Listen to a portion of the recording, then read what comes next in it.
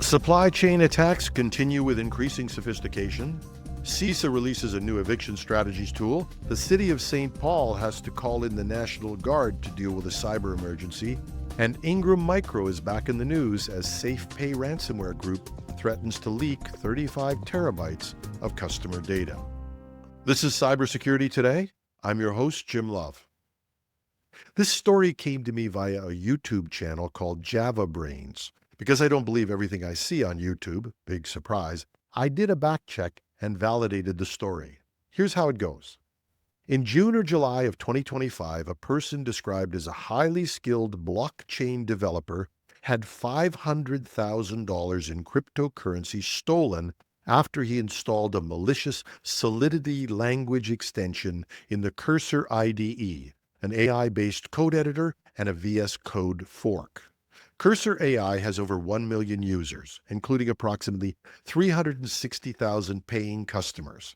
It's widely adopted by developers and has high-profile tech companies like OpenAI, Shopify, and Perplexity working with it. Cursor's rapid growth has made it one of the most popular AI-powered coding tools, one of the leading IDEs in 2025, especially for developers seeking integrated AI support. Likewise, the community that he used to download the extension, OpenVSX, is a reputable, well-established registry for VS Coder extensions hosted and governed by the Eclipse Foundation, a respected not-for-profit open-source organization. It has links to major companies like Google, Salesforce, Siemens, and Huawei. They all participate in its governance and development. OpenVSX is used by at least 8 million developers. So the developer, reportedly using a clean system and careful practices, installed what appeared to be a legitimate extension, Solidity, from Cursor's built-in extension marketplace. And Solidity is a popular extension. It's well known, and it provides language support for writing, editing, and managing Solidity code, which is the main programming language for creating smart contracts on Ethereum and EVM-compatible blockchains. So the Solidity extension he downloaded had 54,000 downloads, looked professional, had the name of the original developer, and was top of the list on recommended extensions. What could possibly go wrong? A lot, apparently. And that's what this developer found when he saw $500,000 had disappeared from a crypto wallet he controlled. What happened? The extension planted a JavaScript file, extension.js, so every time the IDE started, it would download and execute a PowerShell script from a remote server. This script installed legitimate remote access software, Screen Connect, but configured that for attacker control, allowing full remote takeover. Attackers use this access to upload additional malware like Quasar Rat and PureLog Stealer, and systematically exfiltrated wallet credentials, passwords, and ultimately the developer's crypto assets. And how did this happen? OpenVSX, a community-run open extension registry, is popular, but apparently has looser controls than Microsoft's proprietary store, which apparently makes it possible for attackers to upload fake, malicious, or cloned extensions. The extension looked exactly like the real Solidity extension, and it used a nearly identical publisher name, only with a capital I for a lowercase l. And then it manipulated the ranking and download statuses to appear legitimate. It turns out that even well-established communities may not be safe.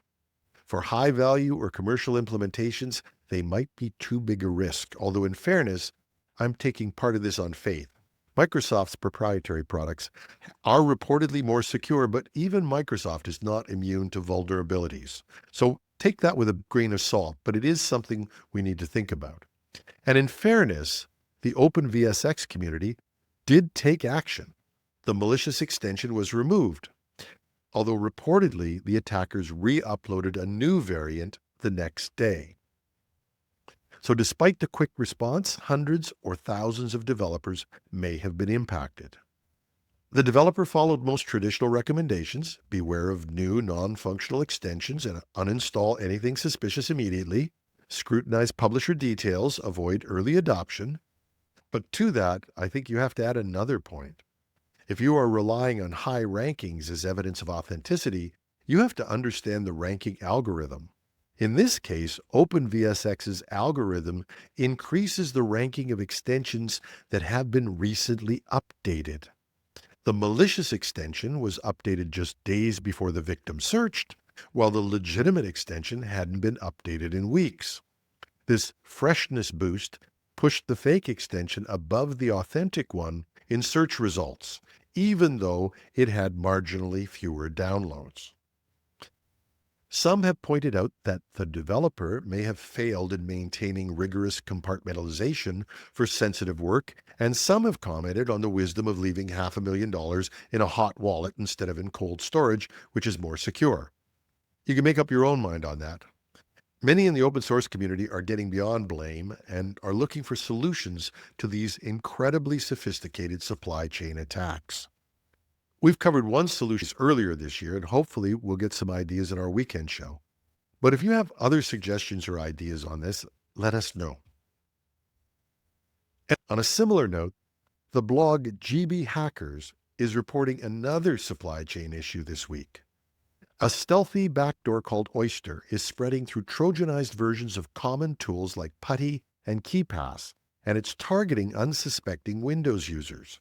In this case, the attackers use tricks like search engine entries and even ads which feature installers for these popular tools. So when people are downloading these ads or paid links, attackers are disguising Oyster as legitimate installers for apps like Firefox, 7-Zip, and even apparently Microsoft Edge. Once installed, Oyster creates a hidden connection back to a command server. It can execute remote commands, exfiltrate files, and download additional modules to expand its capabilities. It uses signed binaries, encrypted payloads, and DLL sideloading to avoid detection. This type of campaign is especially dangerous because it abuses trust. Most users assume apps like PuTTY and KeePass are safe, especially if they've used them before. And the sites they load them from are well done, look authentic, and many have even captured expired certificates to further bolster their authenticity. It's another key reminder that we have to be extremely cautious about tools that are downloaded from approved or even reliable sources. But until we get a better solution, we have to regard downloading tools and extensions with zero trust approaches. Unless we can prove they're safe, they shouldn't be trusted.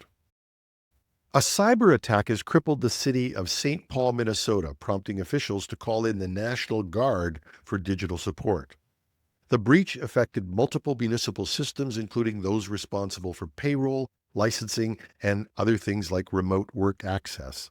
The city confirmed that the hackers gained access to internal IT infrastructure, with investigators describing the intrusion as deep and widespread. Officials say they don't yet know the full scope or whether any personal data was compromised. The Minnesota National Guard's 177th Cyber Protection Team has been deployed to help contain and assess the damage. The team specializes in helping state and local agencies recover from cyber attacks, often working alongside federal agencies. City officials have not yet said who is behind the breach or what methods were used, but one source told Ars Technica that the attack may have been ongoing for months before detection. But St. Paul is only the most recent of a growing list of municipalities that have been hit by ransomware and other forms of cybercrime, and municipalities that often have increasingly limited IT resources to defend themselves. And in other news, CISA, the U.S. Cybersecurity and Infrastructure Security Agency, has released a new tool designed to help defenders kick attackers out for good. The Eviction Strategies tool is aimed at helping cybersecurity teams remove persistent threats from their networks. It walks responders through steps needed to fully evict an attacker, even if they've dug in with stolen credentials or backdoor access. Better than anything, it's free to use. CISA developed the tool based on years of incident response experience, and one of the key lessons? Timing is everything. If you clean up one compromised account while leaving another active, the attackers may notice and retaliate or simply re-enter.